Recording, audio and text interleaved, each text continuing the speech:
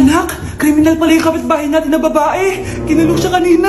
Balita ko, Nay. Yung asawa niya talaga dito may kasalanan. Grabe naman yan. Buti na lang talaga mabait yung jowa ko. Buti na lang, single ako. Mas masaya kaya maging single. Alam mo, dapat may hustisya yung mga ganyan eh. Dapat lalaki na kulong. Parang may nabasa akong ganyan, anak. Share mo naman, Nay. Ay, sige anak, ito babasahin ko sa'yo. Mahal pa rin kita, Openg. Iiwan ko si Jewel. Iiwan ko ang lahat. Basta ituloy natin yung pangarap natin magkapamilya noon. Patawarin mo ako sa lahat ng ginawa ko. Patawarin mo ako dahil pinakulong kita. Hindi ko sinasadya lahat yun. Patawarin? Nagbibiro ka na, Ram? Bakit pinakinggan mo ba ako? Noong halos magmakaawa ako sa inyo? Noong halos lumuhod ako sa inyo? Pinakinggan mo ba ako? Gusto mong patawarin kita?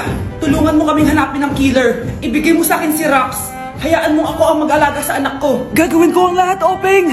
Gagawin ko. Kung ako siguro yan, Nay, hindi ko mapapatawad sa asawa ko. Pinakulong niya ako ng walang kasalanan, tapos nalayo pa sa akin yung anak ko.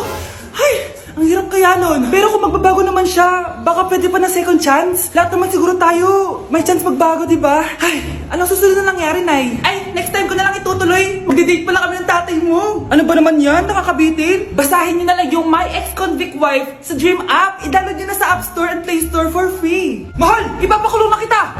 Bakit mahal? Ano ginawa ko?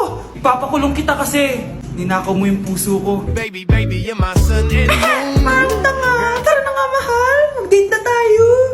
Tandaan niyo na, ang harap niyo pa din. Hi, sana all. Oh, dala niyo ng dream, ha? Link on my bio. Tara na, mahal.